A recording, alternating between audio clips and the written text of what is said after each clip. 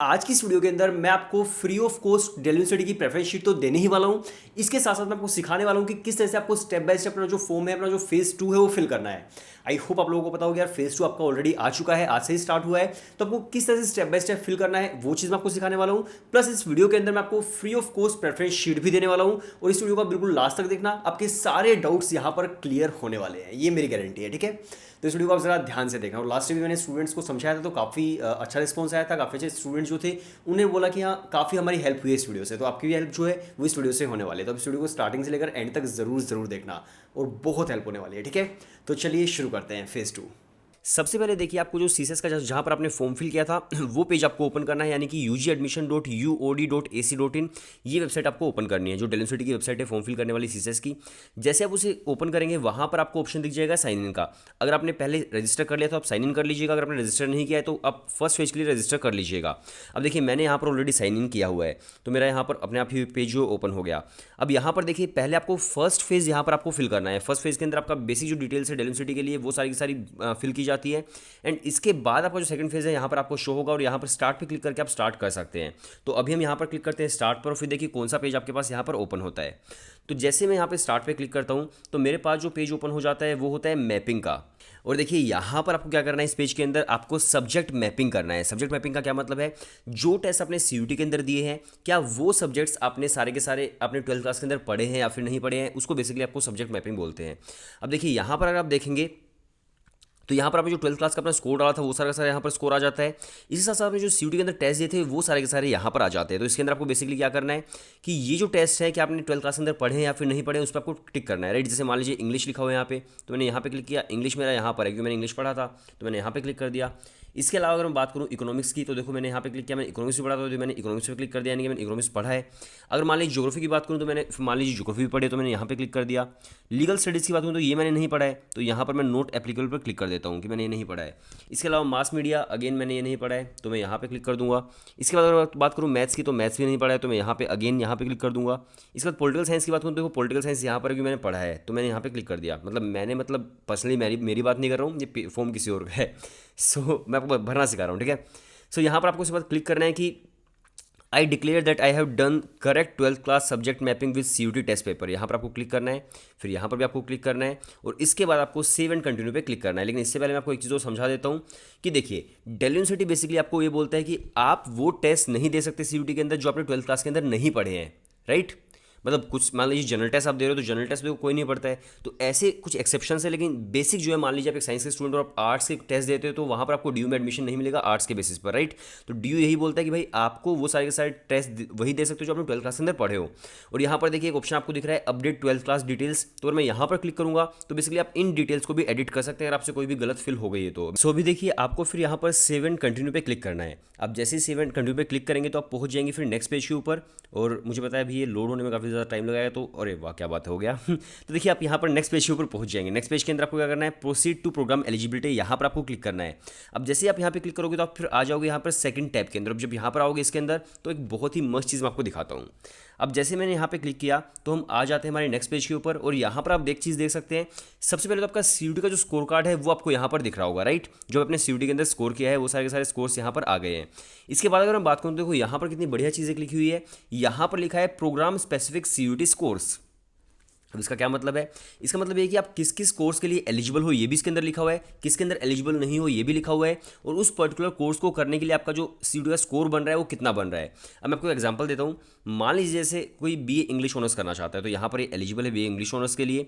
अब इसके लिए देखो क्या क्या चीज़ें चाहिए होंगी, language from list A, 2 subject from list B1, any one subject from either list B1 और B2। अब ये सब आपको नहीं देखना है, आपको बस ये देखना है कि आप एलिजिबल हो या नहीं हो। अगर आप एलिजिबल हो तो आपको यहाँ पर इस तरह से दिख जाएगा, और अगर आप इंग्लिश ऑनर्स करना चाहो तो आपका जो स्कोर होगा देखो यहाँ पर लिखा आ जाएगा कि भाई आपका स्कोर इतना बन रहा है।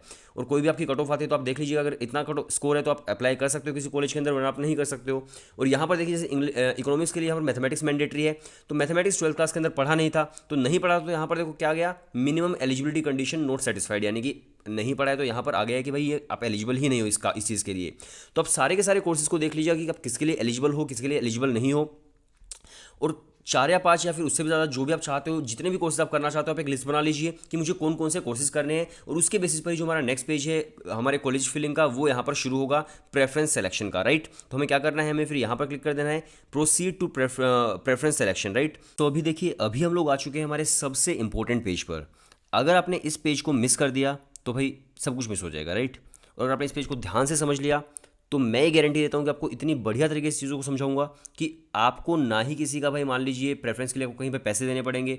आप फ्री ऑफ कॉस्ट सारे के सारे जो प्रेफरेंसेस हैं, चाहे आप आर्ट्स से हैं, चाहे आप कॉमर्स से हैं, चाहे आप साइंस से हैं, किसी भी सब्जेक्ट से आप हैं, आप अपनी प्रेफरेंसेस को 101% परफेक्टली फिल कर दोगे अगर इस वीडियो को ध्यान से देखोगे यहाँ से। तो अब देखो, हम पहुंच चुके हैं प्रेफरेंस सिलेक्शन पर। अब देखिए यहाँ पर आपके पास कितने सारे ऑप्शंस हैं, 1098, यानी कि अगर आप अवेलेबल प्रेफरेंसेस देखोगे तो इतने सारे हमारे पास अवेलेबल प्रेफरेंसेस हैं। लेकिन आपने जो टेस्ट दिए होंगे सीयूटी के अकॉर्डिंग, आपने जो 12th क्लास के अंदर पढ़ा होगा, उसके अकॉर्डिंग आप सभी के अंदर एलिजिबल नहीं है। अब मान लीजिए जो मैंने फॉर्म फिल किया है उसके अकॉर्डिंग मैं किस किस चीज़ के अंदर एलिजिबल हूँ, वो मुझे सारी की सारी चीज़ें पता चल जाएंगी। अब जैसे मान लीजिए मैं कहीं पे अप्लाई करना चाहता हूँ, जैसे मुझे इंग्लिश ऑनर्स करना है, मैं यहाँ पर फिल्टर पे क्लिक करूँगा। फिल्टर पे क्लिक करके मुझे बीए इंग्लिश ऑनर्स मैंने क्लिक किया, अप्लाई फिल्टर पे क्लिक कर दिया। 48 कॉलेज हैं जो आपको इंग्लिश ऑनर्स यहाँ पर ऑफर कर रहे हैं। अब 48 के अंदर से कौन सा मैं फर्स्ट नंबर पर रखूँ, कौन सा सेकंड पे रखूँ, मैं आपको एक तरीका बताता हूँ। चाहे आप आर्ट्स से हो, साइंस से हो, कॉमर्स से हो, कोई भी कोर्स आपको करना है ड्यू से, ये चीज़ आप एक बार देख लेना और आपके सारी जो डाउट्स हैं वो सारे के सारे क्लियर हो जाएंगे। अब देखिए, मान लीजिए ये मेरी एक प्रेफरेंस लिस्ट है जो मैंने प्रिपेयर की है पूरे भाई 4 घंटे लगा करके। इसका लिंक मैं डिस्क्रिप्शन में डाल दूंगा। फ्री ऑफ कॉस्ट सारे के सारे जो प्रेफरेंसेज आप फिल कर पाओगे। अभी किस तरह से मैं आपको बता देता हूँ। देखो यहाँ पर नंबर 1 स्टीफन्स है, मिरांडा है, एसआरसीसी है, इसके अलावा हिंदू है, एलएसआर है, हंसराज है। तो इस तरह से सारे के सारे जो यूनिवर्सिटी के कॉलेज है वो लिखे हुए हैं। कॉलेज के साथ साथ कौन कौन से वो कोर्सेज ऑफर करते हैं ये भी मैंने यहाँ पर लिखा हुआ है। तो आपको अब बेसिकली क्या करना है, मान लीजिए मैं इंग्लिश ऑनर्स करना चाहता हूँ, तो देखो सेंट स्टीफन नंबर 1 प्रायोरिटी है। क्या Saint Stephen English honours offer करता है? एग्जैक्टली करता है। देखो यहाँ पर लिखा हुआ है इंग्लिश ऑनर्स, तो नंबर 1 प्रायोरिटी मेरी हो जाएगी सेंट स्टीफन। सेकंड, मिरांडा का इंग्लिश ऑनर्स ऑफर करता है, यस ये रहा इंग्लिश ऑनर्स, तो सेकंड प्रायोरिटी मिरांडा हो गई। थर्ड, एसआरसीसी का इंग्लिश ऑनर्स ऑफर करता है, तो यहाँ पर एसआरसीसी नहीं करता है। एसआरसीसी 2 ही कोर्सेज करवाता है, economics honours and BCom honours. तो एसआरसीसी मेरी लिस्ट से हट जाएगा क्योंकि मुझे इंग्लिश ऑनर्स करनी है। तो मेरा जो थर्ड प्रेफरेंस होगी एसआरसीसी नहीं होगी, थर्ड प्रेफरेंस मेरी हिंदू कॉलेज हो जाएगी, राइट, क्योंकि हिंदू इंग्लिश ऑनर्स ऑफर करता है। लेडी श्री राम भी अगेन करता है, तो ये जो मेरी प्रेफरेंस होगी फोर्थ प्रेफरेंस हो जाएगी। तो जो कोर्स आपका कॉलेज ऑफर नहीं कर रहा है उसको हटा दीजिए, बाकी प्रेफरेंस लिस्ट आप बिल्कुल एज इट इज रखिए और आपके पास एक प्रिपेयर्ड लिस्ट आ जाएगी कि भाई आप जो भी कोर्स करना चाहते हो वो कौन कौन से कॉलेज ऑफर करते हैं और क्या उनकी एक लिस्ट होनी चाहिए, क्या उनके रैंक्स होने चाहिए। अब मान लीजिए मैं एक एग्जाम्पल और देता हूँ, इसी को ध्यान से समझो बिल्कुल। मान लीजिए आप बीकॉम ऑनर्स करना चाहते हो। अब सेंट स्टीफन्स क्या बीकॉम ऑनर्स ऑफर करता है? नहीं करता है, तो साइड हो जाएगा। मिरांडा हाउस क्या बीकॉम ऑनर्स ऑफर करता है? नहीं करता है, तो साइड हो जाएगा। SRCC, yes BCom honours offer करता है, तो एसआरसीसी जो है भाई आपका नंबर 1 कॉलेज बन जाएगा बीकॉम ऑनर्स के लिए, क्योंकि ये दोनों जो कॉलेज है आपको ऑफर नहीं करते हैं, तो एसआरसीसी आपका नंबर 1 कॉलेज हो गया। इसके बाद अगर मैं बात करूँ तो देखो हिंदू कॉलेज का बीकॉम ऑनर्स ऑफर करता है, यस करता है, तो आपका सेकंड हो गया। इसके अलावा लेडी श्री राम करता है, यस करता है, तो आपका थर्ड हो गया। तो इस तरह से आप प्रायोरिटी अपनी बना लीजिए भाई, जो कोर्स ऑफर नहीं करते जो कॉलेज को साइड कर दीजिए और एज इट इज इस प्रेफरेंसेस को आप फॉलो कर दीजिए। डेफिनेटली आपकी जो प्रेफरेंसेस है 101% आपके बिल्कुल परफेक्टली फिल हो जाएंगे, राइट। इसके अलावा देखिए मिरांडा एक गर्ल्स कॉलेज है, तो अगर आप एक लड़के हैं तो भाई इसके अंदर आपका एडमिशन नहीं हो सकता है, राइट। तो ये तो आपको वैसे ही साइड कर देना है, अगर आपका एडमिशन गर्ल्स कॉलेज में नहीं हो रहा है तो इसको आप साइड कर दीजिए। लड़कियों के लिए काफ़ी ज़्यादा बढ़िया रहेगा। तो अब देखिए मैं आपको बताता हूँ किस तरह से फिल करना है। फर्स्ट प्रायोरिटी देखो मुझे पता है स्टीफन्स कॉलेज की थी, अब मुझे करना है इंग्लिश ऑनर्स, तो मैं यहाँ पर नीचे आऊँगा और ये अल्फाबेटिकल ऑर्डर के अंदर ही है, तो आप नीचे आते रहिए जब तक आपका स्टीफन्स कॉलेज नहीं निकलता है और मुझे इंग्लिश ऑनर्स करनी है। ये है स्टीफन्स कॉलेज। या तो आप इसको क्लिक करके ऐड टू टॉप कर दीजिए, ऊपर चला जाएगा, या आप बॉटम में कर दीजिए, सबसे नीचे आ जाएगा। लेकिन मैं प्रेफर करूँगा कि आप यहाँ पर क्लिक कीजिए, ऐड टू प्रेफरेंस नंबर, यहाँ पर आप 1 डाल दीजिए। मैंने ओके कर दिया, तो यहाँ पर आप देख सकते हो सेंट स्टीफन्स कॉलेज लिखा गया है, प्रेफरेंस नंबर 1 आ गई है और प्रोग्राम इंग्लिश ऑनर्स, यानी कि मेरी first priority English honours Saint Stephen's college है मेरी। मुझे इसके अंदर सबसे पहले मुझे एडमिशन इसके अंदर चाहिए। सेकंड प्रायोरिटी क्या था कि भाई मिरांडा हाउस जो है वो भी ऑफर करता है, अगर आप एक लड़की हैं तो आप कर सकते हैं, वरना हिंदू कॉलेज पे आप कीजिएगा। अब मान लीजिए आप एक लड़की तो मिरांडा हाउस को फिर आप ढूंढो, जैसे मिरांडा हाउस आ गया है, यहाँ पे टिक करके मैं 2 पे क्लिक कर देता हूँ, यानी कि सेकंड प्रायोरिटी जो मेरी है इंग्लिश ऑनर्स वो मेरी मिरांडा हाउस से है। अब एसआरसीसी तो ऑफर नहीं कर रहा था, इसके बाद हिंदू कॉलेज आएगा, तो मैं हिंदू कॉलेज को यहाँ पर ढूंढूंगा। मैं आई होप आप समझ पा रहे हो ना जो मैं कह रहा हूँ। देखो ये हिंदू कॉलेज आ गया है, तो मैं यहाँ पर 3 डाल करके ओके कर दूंगा। तो मेरी जो थर्ड प्रायोरिटी है वो हिंदू कॉलेज है, तो यहाँ पर मेरी प्रायोरिटी थर्ड पे हिंदू कॉलेज आ गई है। और देखो आपके जो भी इंस्टीट्यूट के अंदर मार्क्स आए, आपको आइडिया नहीं लगाना कि मार्क्स के बेसिस पे मुझे कौन सा मिलेगा कौन सा नहीं मिलेगा। प्रायोरिटी आप यही रखिएगा, कितने भी कॉलेज फिल कर सकते हो, कितने भी कोर्सेज कर सकते हो। तो भाई शुरुआत से बिल्कुल टॉप से ही शुरू करो, जहाँ पर भी एडमिशन मिलेगा वहाँ पर आपका हो जाएगा, तो टॉप से आपको शुरू करना है। अब देखिए यहाँ पर हिंदू कॉलेज आ गया है, 4th रैंक पर कौन सा था मैं यहाँ पर फिर से देखूंगा। तो देखो यहाँ पर अगर मैं बात करूँ, अगर हिंदू के बाद तो एलएसआर कॉलेज है, लेडी श्री राम कॉलेज है, तो फिर मैं यहाँ पर एलएसआर ढूंढूंगा। तो आप देख सकते हो यहाँ पर जैसे कि या गया है LSR, तो मैं यहाँ पर 4 डाल के एंटर कर दूंगा। जैसे 4 डालूंगा तो यहाँ पर आप देख सकते हो फोर्थ प्रायोरिटी मेरी लेडी श्री राम कॉलेज आ गया है। लेकिन अब मुझे लग रहा है कि भाई मुझे इंग्लिश ऑनर्स के अलावा ना फिफ्थ प्रायोरिटी पे कुछ और डालना है। कुछ और का क्या मतलब है, मान लीजिए आपका मन कर रहा है मुझे बीकॉम ऑनर्स करनी है, तो भाई बीकॉम ऑनर्स अगर आप करना चाहते हो यहाँ पे आप क्लिक करोगे तो बीकॉम ऑनर्स नहीं मिलेगा। नहीं क्यों मिलेगा, क्यों नहीं मिल रहा है, क्योंकि मैंने जो सब्जेक्ट्स पढ़े हैं भाई 12th क्लास के अंदर, मैंने मतलब जो फॉर्म मैंने फिल किया हुआ है, तो जिस स्टूडेंट ने सब्जेक्ट्स पढ़े हैं वो बीकॉम ऑनर्स के लिए एलिजिबल ही नहीं है। जो एलिजिबल है वो सारे के सारे यहाँ पर आ गए हैं। देखो जिस सब्जेक्ट के लिए एलिजिबल है वो सारे सारे यहाँ पे दिख जाएंगे, और जिसके लिए एलिजिबल नहीं है वो नहीं दिखेंगे। तो जिसमें मैं एलिजिबल हूँ, मान लीजिए इंग्लिश के अलावा मुझे क्या करना है, मुझे ज्योग्राफी ऑनर्स करना है। मैंने यहाँ पे क्लिक किया, अप्लाई फिल्टर पे क्लिक कर दिया। ज्योग्राफी के लिए देखो 13 प्रेफरेंसेज, कितने कम कॉलेज हैं जो आपको ज्योग्राफी ऑफर करते हैं। DU के अंदर बहुत ही कम कॉलेज है, ना ही भाई आपको हिंदू कॉलेज करता है, ना हंसराज कॉलेज करता है, तो टॉप कॉलेज बहुत सारे ज्योग्राफी ऑनर्स करते ही नहीं है। इसके लिए ज्योग्राफी के लिए अगर मैं बात करूँ तो KMC जो है आपके लिए नंबर 1 कॉलेज बन जाता है ज्योग्राफी के लिए। तो अगेन मैं KMC को यहाँ पर ढूंढूंगा, आप देख सकते हो ये आ गया है किरोड़ीमल कॉलेज। तो मैं इसको प्रायोरिटी में देखो, अब अभी देखो मैंने कहाँ तक प्रायोरिटी फिल कर दी थी अपनी, मैंने फिल कर दी थी 4th रैंक तक, राइट। तो मैं 5th रैंक पर किरोड़ीमल को डालना चाहता हूँ, तो मैं यहाँ पर 5 डाल के एंटर कर दूंगा। जैसे मैं 5 डाल के एंटर करूँगा तो आप देख सकते हो कि किरोड़ीमल कॉलेज जो है भाई वो आ गया है आपका यहाँ पर। इसका मतलब क्या है कि भाई किरोड़ीमल कॉलेज जो है वहाँ से आप ज्योग्राफी ऑनर्स कर सकते हो, वो आपके लिए काफ़ी बढ़िया एक ऑप्शन यहाँ पर रहता है। और मतलब ऐसा नहीं, और भी काफ़ी सारे अच्छे कॉलेज जो आपको ज्योग्राफी ऑनर्स करते हैं, ऑफर करते हैं, मैं आपको दिखा भी देता हूँ।